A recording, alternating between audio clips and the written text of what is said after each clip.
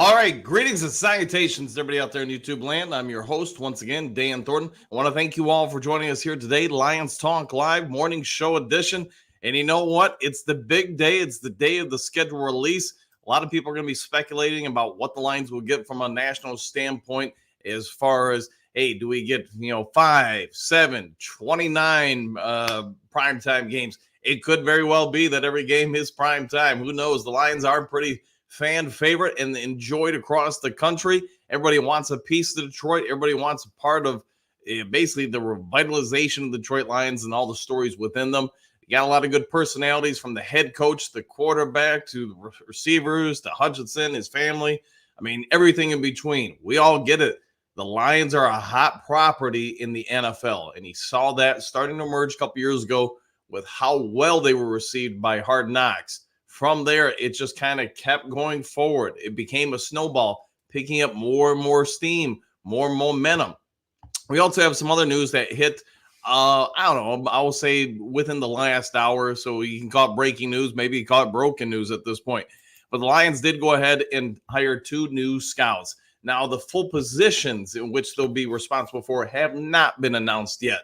I'm going to anticipate where they're going, but Tom Roth, formerly of the Tennessee Titans, he comes in. He's got a wealth of experience. He's been in the league for a while in similar roles and capacities. He's been an area scout. Could he be promoted to something higher than that? Absolutely. The one that I would really point out is Dwayne Joseph. He was with the Raiders, but if you look at his track record and some of the players he's found or helped the Raiders land in drafts, at least allegedly, because there's no quantitative data for it, but he's been associated with a number of their bigger picks that have hit. So I'm going to give him a lot of praise for it. I also wonder if some of his relationship with, say, Robertson or anything played a role in his hire, because they both do have a very good bond or whatever, a lot of joking between the two. So I do wonder if Robertson ended up tipping off Brad Holmes or somebody else within the organization to him. So he was with the Raiders for 5 different seasons, Joseph, that is, as director of pro personnel. Spending 4 seasons with the Philadelphia Eagles prior to that. So a real good track history. You hear a lot of good things about both of them. Now, how does this impact the team? Let's dive into that real quick. As you guys know, the draft has been so successful for the Detroit Lions now for what we're going to anticipate is 4 straight years, that you want teams getting what you're doing. They're going to spend real good money to acquire people, promote them within their own franchise in order to try to mimic what Brad Holmes and this organization has been able to achieve in the draft. With that being said, that means other people do believe our organization to other organizations. I know, gosh, I don't know, maybe a week or so after the season came to an end, I told everybody that I think, don't hold me to this because it has been a while, but one of our lead scouts was interviewing with Washington Commanders, and there was somebody else too. And that person, I don't remember the name offhand, did end up leaving the Detroit Lions. One of these gentlemen could potentially take his spot, but what it will be more than likely is both of these gentlemen will be assigned to portions of the United States where they'll either be college scouts or pro scouts. What's the difference? It's real simple. They'll focus primarily just on, if you're a college scout, just college teams in that area and very specific ones.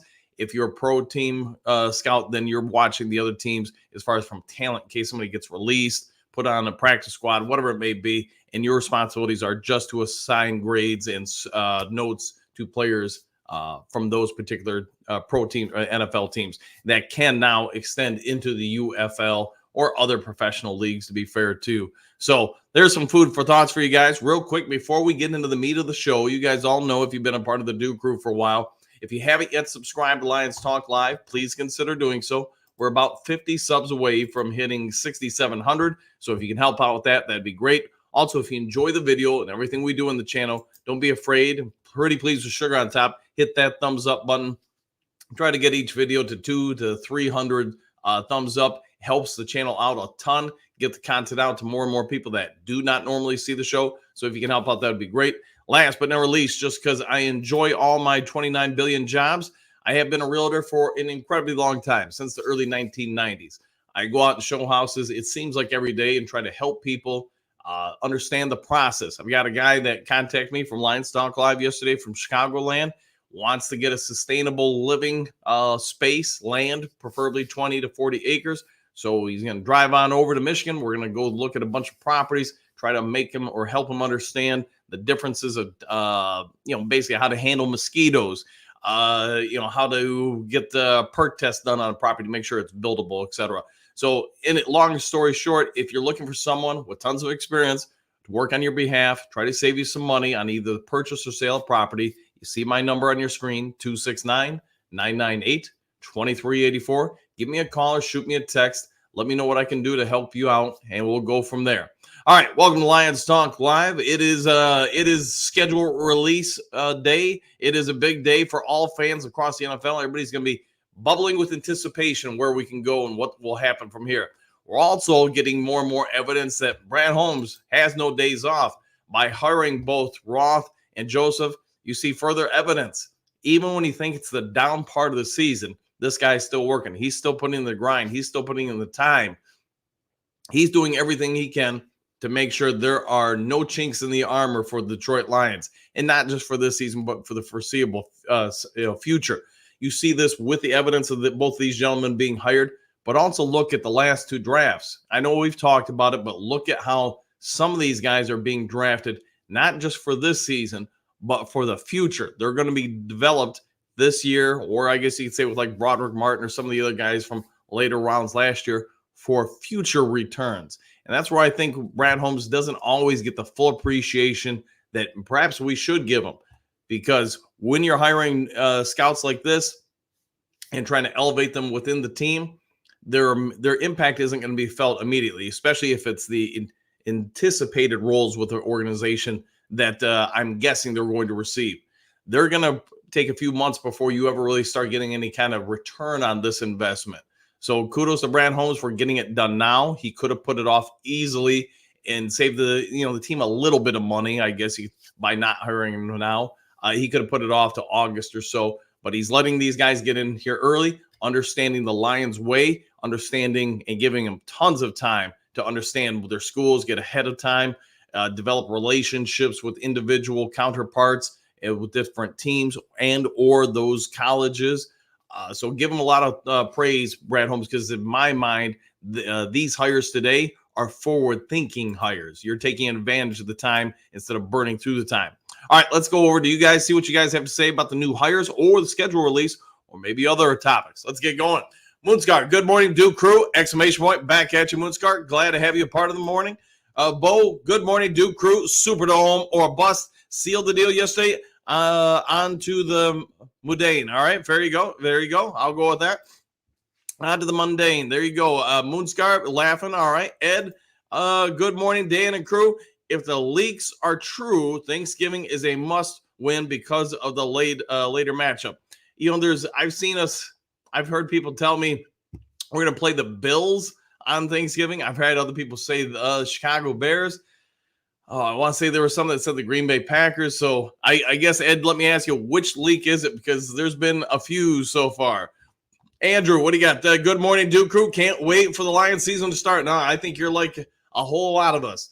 The tough part is after you pass the day, the news becomes kind of limited. I mean, you do have OTAs and everything, but it's really, you got to wait until about the middle of July before the next real big wave of news starts hitting. So we're gonna have to enjoy what news we get. And yes, like all Lions fans, you're waiting for that kickoff to happen. All right, Ed, happy schedule release day, everyone. Back at you, Ed. Good morning to you. Ed, let's go Lions, 1,000%. I agree. Matthew, greetings and salutations. Good morning, everyone. Super Bowl or bust, exclamation point. And woo, the first woo of the show. Stephanie, good morning, boys, exclamation point. I don't know anything about these guys. Well, hopefully, Steph, you were listening at the beginning. I was able to give you at least a little bit of information and information to process and develop your own thoughts. To me, looking from the outside without knowing exactly where their assignments are going to fall, I'm going to say it's a real good move by Brad Holmes, especially like I was also mentioning, bring him in now, giving him tons of time. I mean, you're going to have months to really kind of get acclimated to the Lions way, the understanding of what they want, and to start understanding their assignments and even get some stuff done on the dry erase board well ahead of time to start building their grocery lists. All right, Bo, what do you got? Lombardi Trophy signing for us. Every dream, ever dream of me? Question mark. Night wish eternal in our hearts as we launch into a new season. There we go. I'll go with that. And good morning to you, Bo. Susan, greetings and salutations, Duke Crew! Exclamation point. What time is the release? I want to say it's around like 8 o'clock tonight. So I'll actually plan, if I don't have anything really pertinent going on, trying to be live when it happens and we can all talk about it. If not, we'll see, you can't do it, then I guess I'll just say it for the morning show. All right, Ed, yes, 8 p.m. tonight. Thank you for confirming that, Ed. Thank you. Ed, let's go Lions, 1,000,000,000%. Moonscar, one scout from Titans, one from the Raiders. Correct. Yep. And like I said, I know, they both have had other assignments. They're working their way up the organizations, I should say. And this is fairly typical. As somebody who's been a scout, let me tell you, you start off rock bottom. And once you start getting some hits, some good calls on, people you've turned in paperwork on, those people pan out, then you start moving up. You've identified yourself as being able to properly evaluate talent. Now you just got to keep doing it. And the better you keep doing with that, the more people recognize you and you keep elevating. So kudos to both these guys having done what they've done. It's not always fun starting off at the bottom. The pay is not great when you're starting out.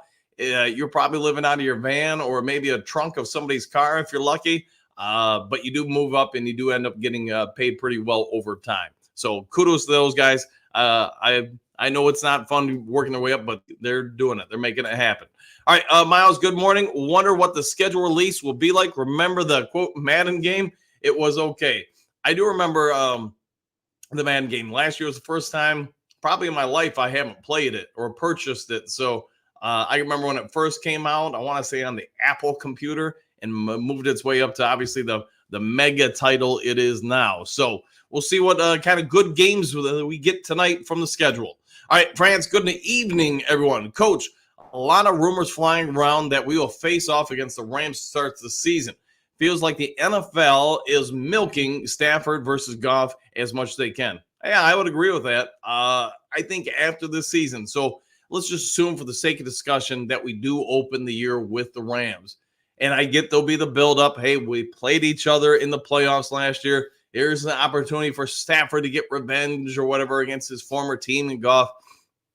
Here's another opportunity for Sean McVay to try to prove that, man, I knew best about Jared Goff. I'm telling you, the guy's a bum. But if Goff and the Lions win again, then it's not a good look for the Rams organization. To your point, though, France, I would say this. Once this game's over, probably all that buildup or whatever between, Stafford, Goff, Detroit, LA, or whatever, it's probably at that point dead just because it has happened a few times. The nuances of it really have gone away. I mean, last year in the playoff game, that was as perfect for both sides as you could have because you have so much meaning behind that game, so much opportunity for Goff to say, you know what, I can play quarterback and at a high level in this league. Stafford, you know what, I was right to get out of Detroit. These guys can't win. And now that all that's passed, both teams, both guys, both individuals, yeah, it's probably time once this season's done with that. Yeah, it's going to be an old story, I guess. All right, Bo, more proof in the Lions pudding, exclamation point. We get talent from all levels heading our way. Yeah, we do. And to me, I like it because sometimes, it wouldn't be consistent with Brand Holmes or this current Lions regime, but a lot of times little moves like the hiring of Roth and Joseph just gets overlooked. It's not a big deal to most people because it doesn't appear to have an immediate impact on the team. But let me tell you, scouting does make a huge difference in the team. You want to know the difference? Look at our draft success versus that of the prior, 20 regimes in the Detroit Lions history. How often could we say, yeah, we get the first rounders right, but man, we always bust in the second or the third or the fourth. We just wouldn't get consistent returns. Now that you're getting consistent returns, it's making a massive difference with the team. Look at their very first draft, the Detroit Lions under Brad Holmes. Look at all those guys who were drafted. They're almost all starting on this team now after they've had 3 years of service in the NFL. And my guess is Broderick Martin, you're going to see other guys from the last year's draft start to do more this year. Why? They've been able to groom them, develop them, and bring them into the fold. Just like with this year's team, I know we kind of beat it up to death that most of this draft, this past draft a couple of weeks ago, are going to be long-term development players. They're not going to come in and right away play. There's just too much talent on this team. But, Bo, I think you're 100% right. A talent from all levels.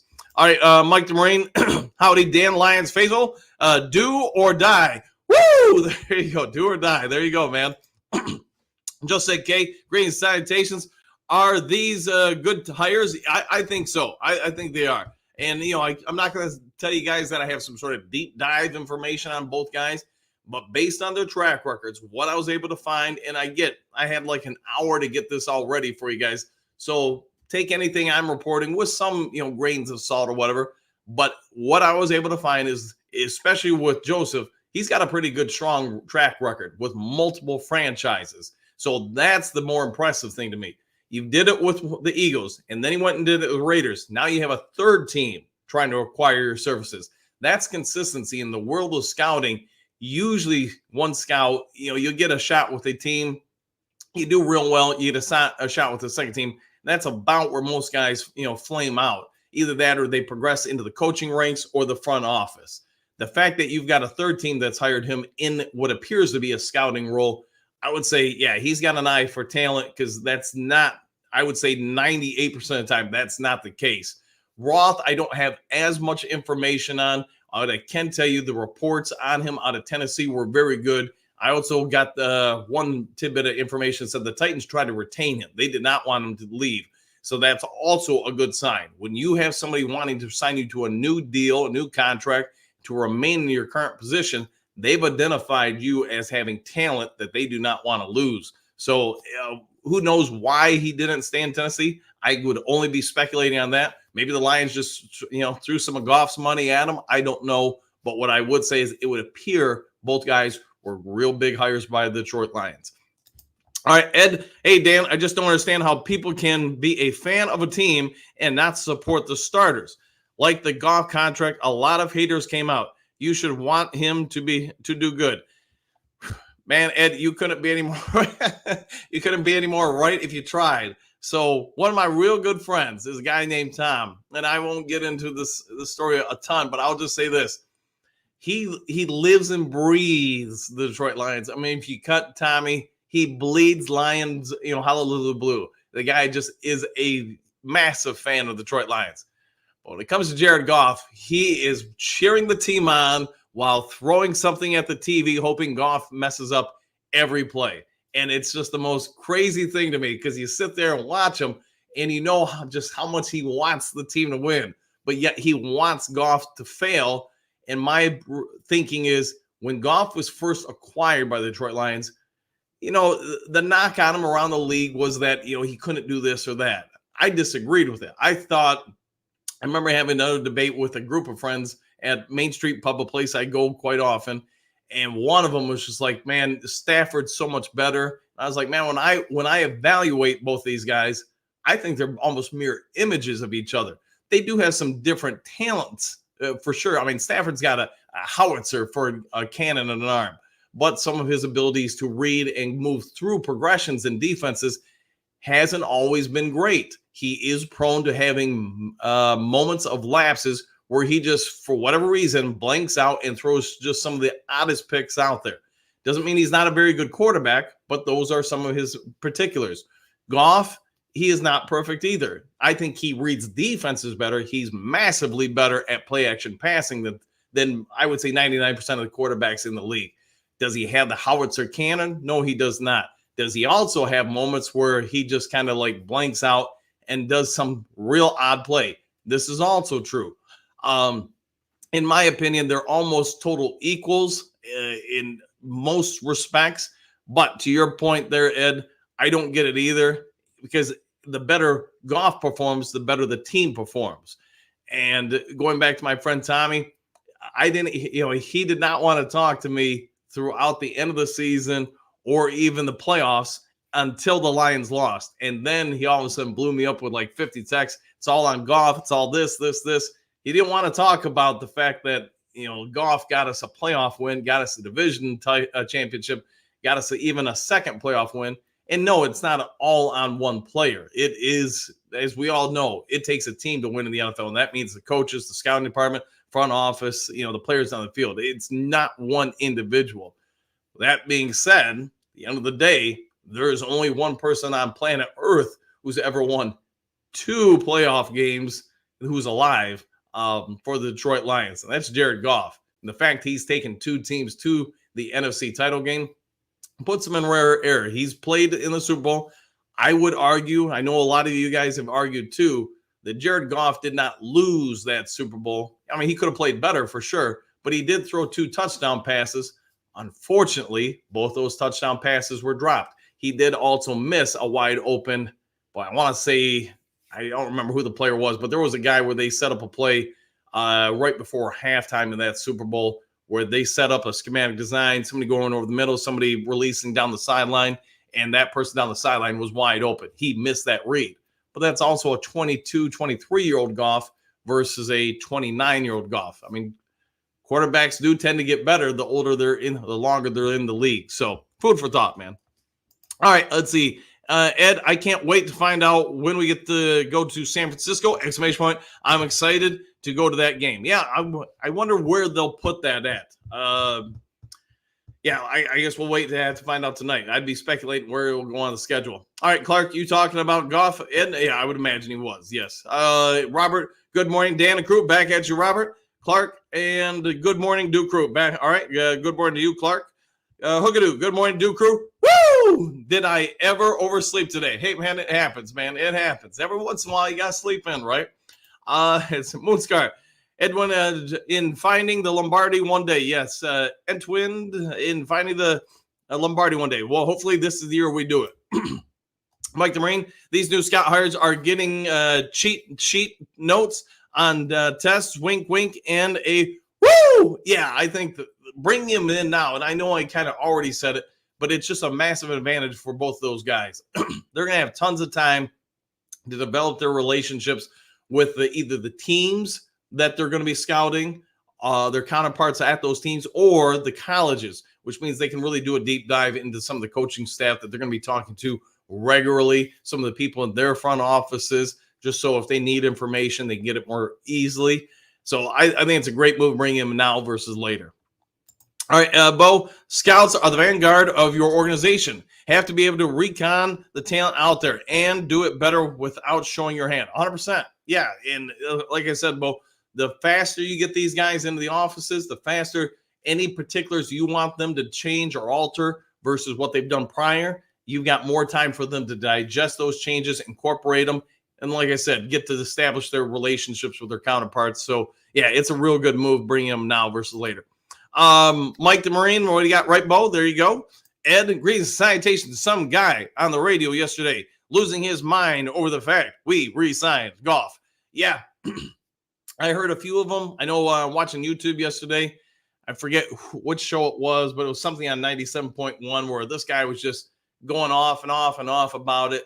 And eventually it kind of came out his reason for not wanting Goff is because, Goff can't scramble. I mean, if you need a quarterback to run, he ain't the guy. I think we'd all agree on that. If any of us got into a 40-yard dash with Goff, we'd probably have a pretty good chance of beating him or at least equalizing him. But with that also being said, I think if that's our focus, then we ignore what he does well. And at the end of the day, no, not everybody's going to run and scramble. And it'd be a nice aspect to have. But at the end of the day, me as a coach, what I want to know is, do I have to force you to do what I want you to do? Or me as a coach, do I build around your strengths?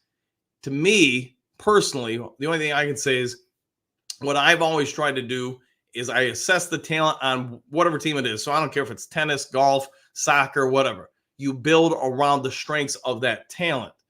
Goff, you're not going to put him in like the Ravens offense because it's, well, at least it was primarily predicated around the quarterback being mobile. That's not the case here. So what do? You put in a play action offense with a lot of people that can run intermediate and deep routes from time to time. That plays into the strength of this quarterback. Now, that also being said, there are some quarterbacks in this league you would not do that with. Why? They're not good at play action passing. But Goff does appear to be one of the better ones in the league. You've got a good, strong running game. You got a good offensive system over there. We all know the offensive line is strong, so why not take advantage of those strengths? And that does appear to be what they've done. All right, Bo, who's got a dream of me? Fair enough. Bo, Florgrism all day. All right, fair enough. All right, Mike the Brain, apparently he didn't listen to Dan's Lions Talk Live last night with Hutch and Goff, signed a team-friendly contract, $42 to $43 million with team option for a fourth year. Woo! Yeah, maybe he didn't, but I will say this. Doing the numbers with Hutch Jr. last night, and I do want to give full credit to him. I was doing whatever work I was at the time. He sends me over the information about the full contract. I get it was from Albert Breer, but thank you for that, Hutch Jr. Went through the numbers, and yeah, it would appear, and a lot of this, what I'm about to say, is predicated that, remember, this is a contract extension. It is not a new contract. What is the difference? That means out of this, whatever it was, $73 million in signing bonus, that now can be applied to this year of the contract, the final year of his prior contract. That means if the team so does desire, if they get to say, halfway through the season, they're like, we're not going to use $15 million of this year's remaining cap, we can now prorate some of that $73 million signing bonus to this season. So now you're taking $15 million off of the contract the extension he just signed. This means that number for the rest of the contract goes down exponentially. Also, don't forget there are $20 to $25 million worth of incentives on Goff's contract.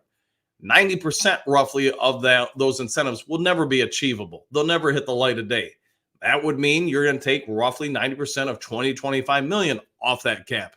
When you process all that, and I know there was a couple people last night asked me to explain it in the comments section, and I basically just started copying and pasting the response just because it got old rewriting it every time.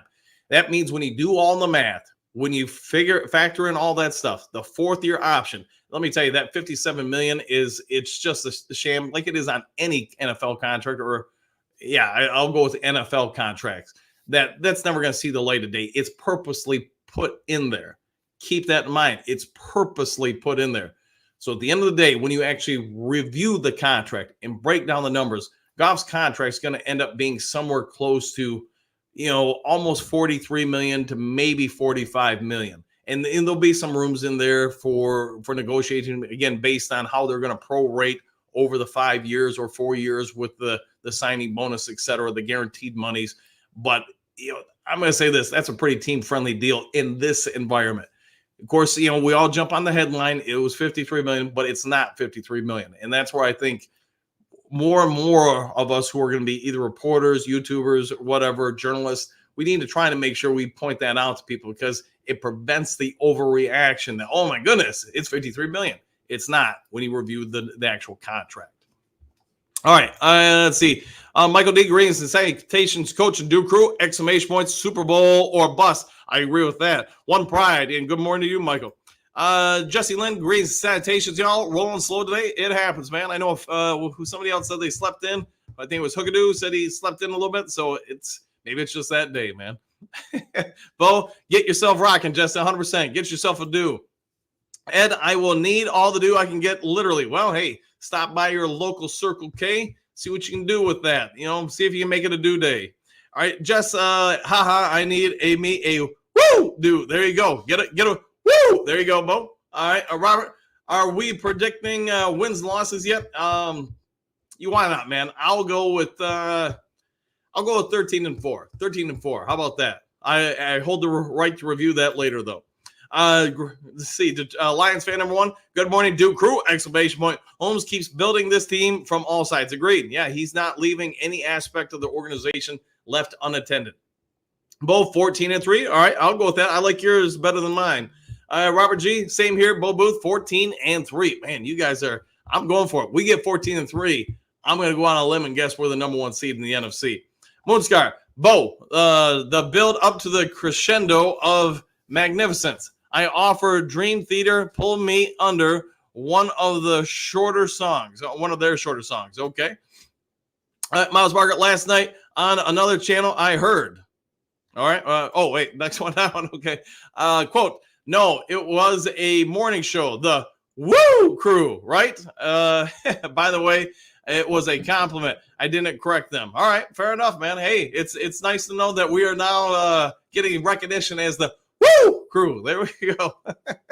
That's awesome, man. That's awesome, Miles. Gary, good morning, Duke Crew. Back at you. Phil, good morning. Good morning, Phil. Steve Rogers, Captain reporting. I'll say the record of 13-4. Good. I like the way you're thinking. Dave, Coach, what do you think about Morris Norris Jr., Lauren Strickland, and Carden Davis? Davis, I think, I don't know a ton about each of them. I'd be lying if I said otherwise. Davis, I do know some about. I think he's got some potential to make the team. Morris, I don't know. Strickland, kind of the same boat. I just don't know enough to really make a prediction on him. I will say this, though, at receiver, and I could be way off base. I think we're good to go. I think we're better at receiver than probably most people give us credit. I think Donovan Peoples-Jones is going to impress a lot of people. What he did in Cleveland, I think you're going to see more of that here, but probably at a higher level, just because I think the quarterback play here is going to be vastly superior to what he, for whatever reason, saw in Cleveland. Cleveland, unfortunately for them, they went all in on a quarterback trade. It's had some mixed reviews, I think would be fair to say, and there's been instability at the quarterback position. Here you've had lots of stability, and I'm thinking he's going to be pretty dang good. I also think Raymond is going to supersede some expectations just because he's going to get more opportunities. Cleve Raymond, that is. Also, I think Green, the last year's rookie, I seem to think, or find, I should say, that more often than not, receivers are very much like cornerbacks. It takes a season for most of them to make an impact. Not all of them, but most of them. So now he's got that out of the way. I do expect a lot more upside from Green this year. Maybe I'll be proven wrong, but I think we're going to be a lot better at receiver than most of us are guessing. All right, Ed, I'm thinking 13-4 only because we go to Chicago week 16. Fair enough. All right, Ed, I was hoping we could go to Chicago early and we'd sweep them. There could be good and bad to playing them later in the year. Here's my thoughts. Caleb Williams, this will be his first time really experiencing cold, especially Midwest winter. If it happens to be the right conditions out there and he hasn't experienced them before, that could actually work to the Lions' favor, especially with the type of defense I'm guessing we're going to play. So pay attention to that. We'll get the whole thing tonight and see where everything falls on the schedule. And like I said, if I don't have other stuff going on, if I can get on live while it's being released, I'll hop online and we can all talk about it. If not, then it'll be tomorrow morning show. All right, Ed, more than likely we are splitting. There we go. All right, fair enough. All right, Moonscar, team that has winning attitude along with a mature confidence now. We shall see how it plays out during the season. Yeah, I agree with that. Agree. Bo, dream a little dream of me. Lombardi in my ears. There you go. Jedi Sith, greetings, salutations all. I'll say we at least get 2 wins because we play Chicago, laughing out loud. Oof. There's the shots at Broski Bear. Quentin, greetings, salutations, y'all. Brad didn't don't stop, won't stop. Dude keeps cooking up hit for the team. Yeah, he is, man. As far as, constantly building all around the team and organization, 100% agree with that. 100% agree. All right, Bo, relatively short is the word there. Moonscar, long live the dream. Exclamation point. Go with that. Ed, Mr. Ed, good morning, Coach and Duke Crew. Hey, now that we are learning the details of the Goff's contract, I think it is a very team-friendly agreement. Way to go, Brad. I agree with you there. Again, you have the initial shock of the numbers, but again, not to beat a dead horse, that's why I think all of us, if we're going to be reporters, if we're going to be, journalists, if we're going to, give the news to people, then we really need to make sure we do a deep dive into those numbers to make sure we fully understand the numbers before we report them out. And that's, it's not the new, it's always been that way. It's just, I think the longer you're in this business, you need to make sure you can analyze and break down the numbers as best you can within some reason so everybody gets the correct information as fast as possible. But to your point, Ed, now that we've all got the numbers, Albert Breer, ESPN, everybody else have kind of broken it down. We can see what the numbers are going to be. And like I said, it does appear to be a very team-friendly deal from Jared Goff. So kudos to him, man. All right, Brent, greetings, salutations, everyone. Lombardi or bust, exclamation point. Woo! Back at you. Hopefully having a good morning. Patrick, good morning, Michigan. Are you ready for some football? I think so, man. I think so. I think we all cannot wait for those preseason games to begin. Normally, I would say we're all on board for just the season starting, but I do think there's going to be a lot of, sub headlines, I guess you could say, a lot of things that are going to be piquing interest in those preseason games. Some of that is going to be Hendon Hooker for sure, but there are going to be a lot of rookies we're going to want to see out there and see them, some guys fighting for roster spots, because let's not forget that. This is a very deep team. You're going to see a ton of good players and guys that will be playing for other NFL teams get cut by us this year. It's been a long time since we could say that. Teams are going to be drooling all over the players that are no longer with the Detroit Lions when they get cut. All right, Jamari, what do you got? Why isn't anyone talking about Betts that we signed? I think he's going to be a beast. I think, so to your point, Jimmy Ray, I think you're correct in that if he was just going to be asked to be a traditional 4-down lineman, going after the quarterback, you probably would have to have a little bit more tempered expectations for the guy. But I think if we're going to be blitzing as much as I'm anticipating, playing zero coverage, man coverage across the board, no single high help safety, that's where I think players like Betts, Houston, and there'll be other guys, maybe Jack Campbell, are really going to shine this year because you're going to see so many stunts, so many pulls, so many delayed blitzes out of them that, Betts could definitely fall into that category. Those do fit his strengths very well, in my opinion. Ed, after how they played in Chicago this past year, I have no faith. It happens, man. It happens. All right, let the team revitalize your faith, Ed. All right, Patrick, everyone else wants to be a part of the new Lions. We've been here all along. There you go. Woo! There you go, Patrick, and I agree. We've been here from day one. One Funky. It's crazy how well how well the Lions are liked. You'd think we were 34-0 with the last 2 Super Bowls. I think a lot of it is the fact that the nation, if you're just an average NFL fan, over the last 60 years, you're probably egregiously aware how bad this organization's been. So they are the bad news Bears, the bad news Lions, the lovable Lions, whatever you want to say.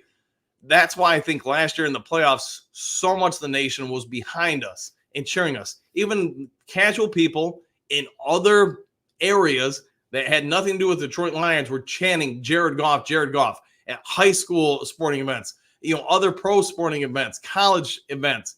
The nation really was behind them. So this year, I won't be surprised if that continues in the playoffs and brings in a lot of interest from networks, from casual fans to watch us when their teams aren't on. All right, Bo, the Duke crew rules, exclamation point. Woo! I agree. Rocky, good morning. All seems like you can never have enough scouting going on to uncover the diamonds of the rough. Yeah, if you're going to keep hitting on players other people have missed, and you're specifically asking your scouts, I don't need guys that come in and play day one. I need guys that have something rare about them that we can mature and develop, we can grow and turn them into something. So I need the clay that can be molded.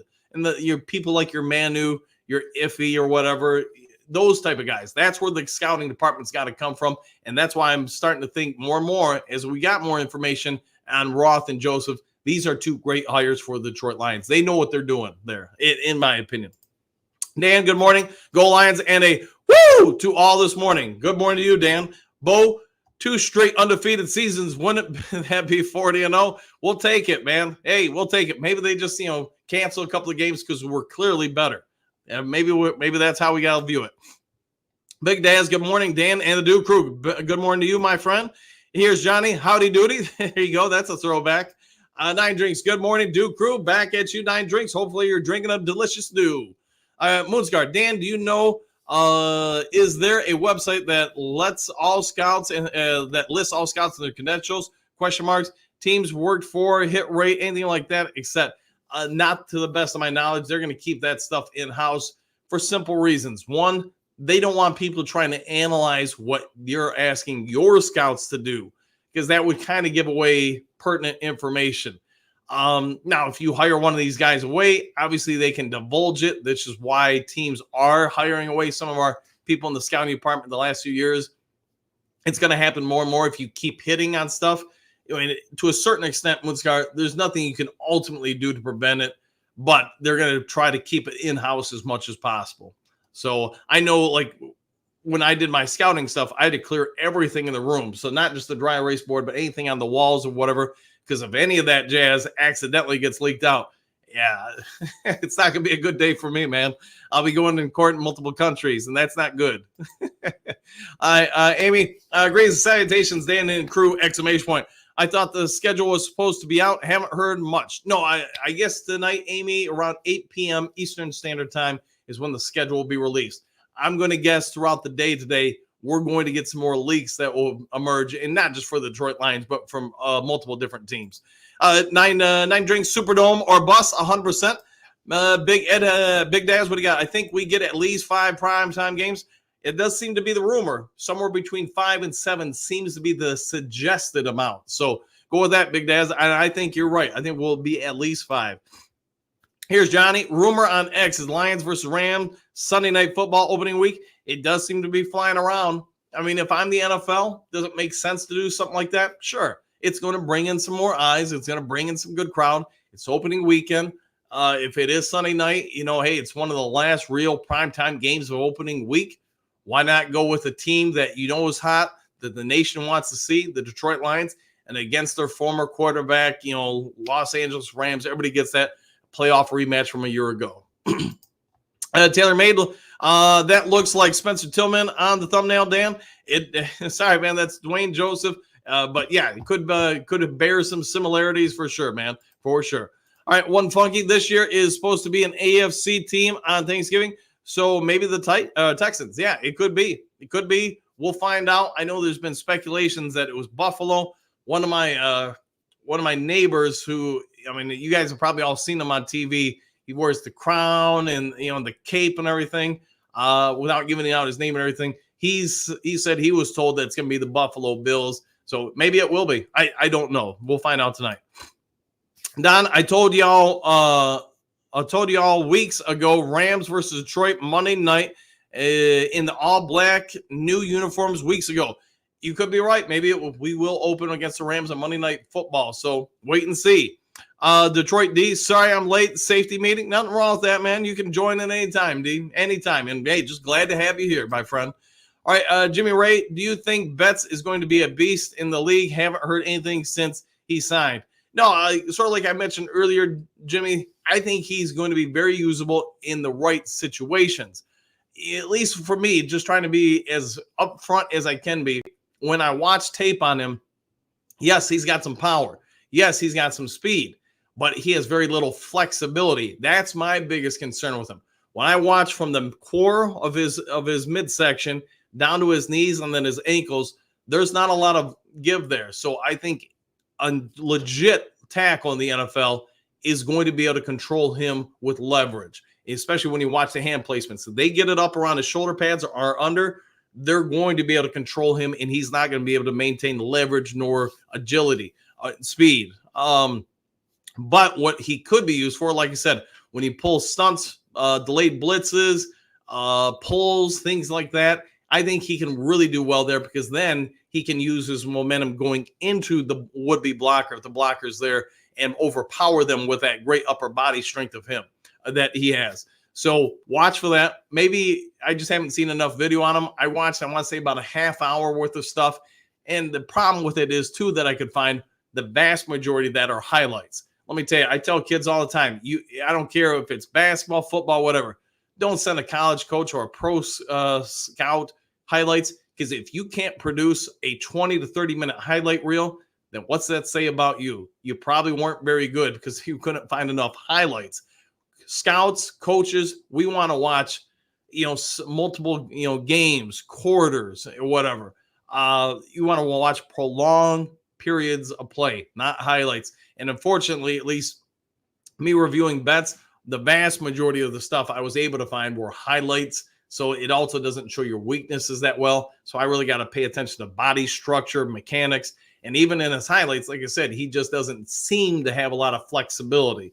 So hopefully they can fix that, correct that a little bit, and then you can use his strengths more than if you fix some of his weaknesses. All right, David, Goff extension looking at details will be cap friendly. Yes, I agree with that 1,000%. Most safety dance, Detroit. There you go, Detroit D's. Do the safety dance. One funky, David. What is the cap hit in 2026? I do actually have it, but I'd have to dig through my phone to get it at this point. So I'll have to check in time, one funky, and get it back to you. All right, David. Huge signing bonus. So we'll be low 30s, I think. Yeah, I've got it as the low 40s, but who knows, man? Who knows? Maybe they can spread it out, and if they can get in the low 30s, that's real cap friendly. David, we'll try to do the math. Yeah, go ahead, man. Go ahead. Jump on it. Trump's, I feel like we don't see you as much as we used to, man. Hopefully you're doing okay, my friend. All right, one funky, David. So we still don't know. It's just speculation. Nah, I broke it all down for you yesterday, man. I know you had that same question in the video. I broke it down. I mean, it doesn't seem like there's much wiggle room from the numbers I'm looking at, but it looks like it's going to be between, depending on how much they break down and move from the signing bonus to this year in each of the cooperating years, it's going to be between basically 43 and 45 million a year. So right in that neighborhood. Now, again, if they get into a situation where they have to sign a bunch of guys this year that aren't currently on the roster, where they got to use up more of that cap space, that does mean they can transfer less of the signing bonus to this year because they don't have available cap space. But if they don't have to do that, I mean, the Lions could, let's just say, really want to eat the bullet. They got, 24 million in cap space right now. If they don't use any of that the rest of the way, let's just say they use 20 million of it now. Yeah, they're going to really save some money on that contract going forward. And that's, if I'm a GM, that's what I always did in the past. You wait until your X date, the date where you either got to use that money this year or you can't use it this year. I'm going to make that decision go as long as I can. And if I can divest 23 million of Goff signing bonus into this year, I'm going to do that but I'm going to wait to the last day possible in the season schedule. Here's Johnny. The $73 million bonus is spread over the contract to reduce the cap hit, plus the fifth year is a team option. Yes. And I know when the contract first came out and I did the video, I did point out that the team controlled year, the last year of the contract, is one that they can make the judgments on. So just real quick, does that mean, I don't remember exactly what the number was. I want to say 56 million is due to Goff that year. I'll be the first to tell you, he's never going to get that full contract. That's never going to happen, like 99% of the contracts written in the NFL. That last year, since it's team controlled, that number will never be hit. That's why you also take his number down more and more. We all also probably get that Goff is going to renegotiate, just like Patrick Mahomes when he got the $500 million contract. They're going to redo it at some point to help the team out. It's just, you go into those contracts knowing it, and if Goff really does help the team out, now that number of 43 to 45 million comes down even more. Could it be this contract ultimately ends up being 39, 40 million? It is possible. So, but wait and see. Right now, I'm just telling you what I can get from the numbers and what's currently there. If he does renegotiate in the future, that's stuff I can't predict. Nobody can, but it's a realistic possibility that it will happen over the life of the contract. All right, Miles Margaret, quote, Madden schedule release video by Lions last year or a year before. They did a fake Madden with MC, DC, Goff, others.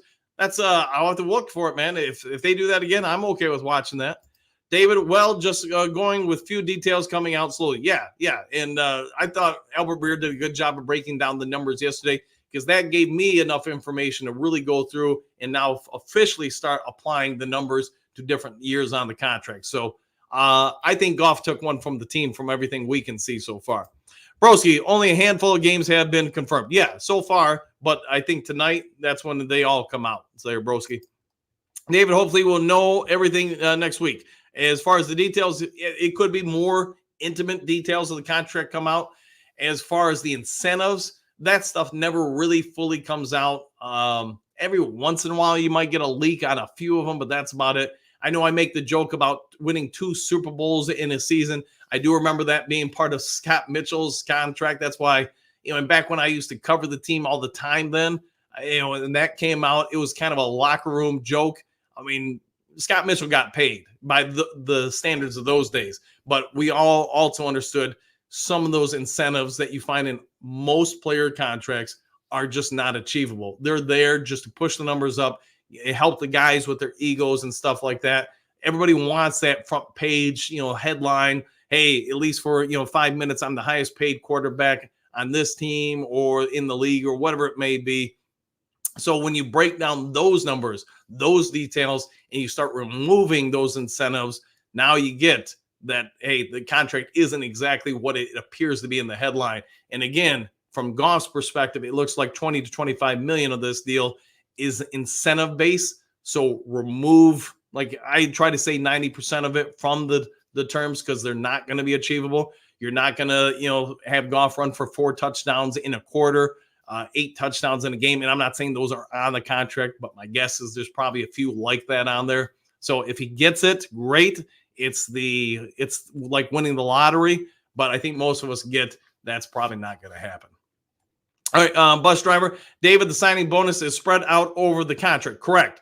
It still counts towards the cap. Also correct. The only way to get 30 a year would have void years, added to it. Correct. And the final year of the contract is a team-controlled or voidable year. So you got to get the entire explanation of the year, but that would be my strong guess on that. So agreed. All right, David, just excited for the season, 100% with that. Bus driver, this would be our best chance before all the contracts start hurting us. Yeah, you look at the 49ers, you look at other teams, you do find ways to make it happen. I mean, for our situation, look at Kansas City. They've been able to stay relevant for half a decade now or more with Patrick Mahomes. And how is that? He got his contract. He keeps taking a little bit of slices off to help the team. My guess is you'll see a couple players on the organization do it. The other part is right now, by Goff's standards, if you don't do the reductions, he's at about 21% of the team's contract, or salary cap. Now, when he applied the reductions or whatever, the actual numbers, now he's just under 18%. The good part about that is the NFL salary cap typically goes up about 14, 13% a year. In a bad case scenario, maybe only 9 or 10%, but I'm going to guess the average is going to be, we'll just say 12%. So every year that goes up, that means Goff's contract gets exponentially cheaper, especially if he does do some restructuring, which in the end of the day, I'm going to say this. The longer Goff's part of the Detroit Lions, he's going to get closer and closer to like 15 to 13%. 13 might be an extreme, but 15% of the team's salary cap. Why is this important? If you're going to have any kind of quarterback in the NFL who isn't on a rookie deal, that's an incredibly team-friendly contract number. Yes, you could always go out and draft a quarterback and, save some big money. Well, the 49ers got Brock Purdy. Great. The only thing I would say is if that's your expectation, be ready for a whole lot of frustration. This organization has been around for 60 plus years trying to find the next whoever to be the quarterback. And as great as Stafford was, name all the times on your fingers right now he won a playoff game. We're all going to be waiting for a while for you to add up that number because it didn't ever happen. And he's not the only one. It's the Harringtons. It's the Mike McMahons. It's whoever. There's only been one other quarterback on planet Earth to ever win a playoff game for the Detroit Lions, at least in my lifetime. And Eric Kramer is not coming back in to play NFL football. So I would say this. For all the people that aren't happy about Goff, I would ask you, who else are you going to get in that's going to be clearly better than Goff? And to get that person, what are they going to cost? That's the other part. I hear a lot of people say we could have got better. We could have got better with that money. Who are you getting? Look around the league. Look at all the contracts people are signing. Can you really say Baker Mayfield is better than Jared Goff? Maybe you can. Maybe that's your opinion. Nothing wrong with it. But what's he getting paid? Who else are you going to go out and get? Well, look at Patrick Mahomes. All right, great. What are we going to have to trade to get Patrick Mahomes? And let me tell you, the Chiefs ain't giving up Patrick Mahomes. So you start looking around the league and go, man, who else can you really get? I mean, Justin Fields is going to cost, if they pick up the fifth-year option, $27 million? And if you really think he's the option, what's he going to get paid on that second contract? It's probably not going to be $27 million. It's probably going to be closer to 40, 45, maybe even higher. So at least that's my thoughts. Maybe at the end of the day, instead of looking at your wife and always going, I can get somebody better than this, maybe just appreciate the wife you got, and then just go from there. So Jen clearly heard that. One funky. All right. if they get his deal down to 30 million a year, then it will be like Hurts deal, less than 90 million in a void year. I definitely won't want to see that. All right, fair enough. Anthony, good morning, Duke Crew, back at you. Gary, good morning, all grip for life! Exclamation point. I take it these are new scouts. They are. I think DC gets lost in the helping us find talent department. I do believe DC is just as big a role as Brad. Brad's the final. Yes, I agree with that, Gary. Yeah, DC does a lot of good work for the team, and I always thought it was funny to listen to the War Room stories about him and how he's trolling other teams. But yes, he definitely helps Brad. Hookadoo, good morning, Anthony. Grit, 100%. Anthony, and woo! There you go. Anthony, morning, brother. Hookadoo, there you go. Patrick, Stafford would have moments of tunnel vision. He did, man. He did. And it happens, man. It's what's – I really like Stafford. I wish him well in life. I just obviously at this point, now that he's no longer Lion, hey, when you play us, I don't wish you well. But that's me being a selfish Lions fan. I'm worried about the team, not Matt Stafford at this point. All right, Doug, the contract is over. Time to breathe, enjoy life and what it is. Not often we have been able to. So many players, coaches, and potential players and coaches missed on. Finally, we're it. 100%, yeah. I mean, that's the one thing I don't get about the Goff debate, and then I'll leave it alone. We've gone through so many down times with this organization. Somebody's working for whatever reason, whatever they can or can't do. I don't care, man. They're out there doing it, and at a level we haven't seen. Maybe that ends up just being good enough for now. All right, let's see. One funky Gary. I think John Dorsey has a very big role in building everything with the team, way more than anyone gives him credit for. I would agree with that, one funky, 1,000%. This team has so many similarities to the way KC was built. I would agree. I think Holmes has borrowed from them, Green Bay, the Ravens. I mean, a lot of the more sustainable teams. You know, throw the Steelers in there as well. So give them credit for mimicking and taking the good from some teams and trying to eliminate some of the bad. And they just want to know from the Goff haters who is available that's just as good, that can step in and take us to the promised land. And that's the other part that I keep asking people, okay, you don't like Goff. Who are we going to get? And that's nobody's ever seems to have the answer. And that's, I guess, at one point, if you don't like somebody, what are you doing to improve upon that position? And I know Brad Holmes said it lots of times, you know, it's a lot easier to get worse at the quarterback than what we have versus getting a better quarterback. That would be incredibly tough. All right, a couple more here. Here's Johnny. MCDC is building a house in Grosse Pointe. Yeah, he's probably going to be here for a while. So, and unfortunately, he did not contact me to be his realtor. So, boo-hoo to MCDC. Anthony, waiting. Yes, I'm waiting for MCDC to give me a call, man. All right, Anthony's still waiting. All right, Hookadoo. I'm a Goff fan. We have the best. I'll go with that. Annie, that's right. There is nobody. All right. Big Daz, I think we get Hooker some playing time in the preseason, find out how good he is, hopefully decent. Then he starts taking trade offers. You know, I think there could be some potential for that, Big Daz, especially if another team's starting quarterback goes down unexpectedly, probably through injury. Then, yeah, you might see some people calling. All right, Doug, what do you got? Green Bay, 25, 41, 58, 88, 91, 125, 168, 201, 219, 245, 255. Their draft. Would be interesting to see how many of their picks, 11, they can keep protected. Yeah, that's going to be tough to keep them all protected for sure. I could see maybe 5 to 6 of them after that. Who knows? Unless they're all just, diamonds in the rough, which could happen. Patrick, do the scouts also evaluate potential coaches should the Lions lose 1 or 2 coaches? That's going to come down. Great question, by the way, Patrick. That's going to come down to the individual team, what responsibilities they put on those scouts. They could potentially pay attention to them for sure and take notes. And at least, if nothing else, that could aid in a coaching decision to hire them or whatever. One funky Big Daz, why get rid of a decent, cheap backup? Sometimes just because they don't pan out enough. Because while they may be cheap, how much does that impact your team, your special teams, et cetera, the depth at different spots? If you got some guys that are already better and there's not significant savings, you're probably not going to worry about just keeping some of those guys. But who knows, man? I mean, let's see what Green Bay does. T-Bones, hey, agreed, because I argue that Goff was a lateral move from Stafford. Yeah, good call on that. I don't see much of a difference between the two. Some physical differences, yes, but to me, with their overall play and performance, not much. All right, guys, I'm gonna a couple more here. Troy, hey coach, do you think with Goff's extension and us bringing in more QB prospects, do we move on from Hooker for the right offer? I would say this as a GM, Troy. Anytime you get an offer you can't refuse, you got to at least look at it pretty strongly. If somebody's going to overpay for Hooker, in your eyes at least, then you probably do it. You also, though, to go into your evaluation, if you go from a 9 out of 10 with your backup to a 5, that might be a bit of a steep drop. But if you believe the guy beyond Hooker is like a 7 or 8, so there's not a huge difference, then yeah, you probably make the trade.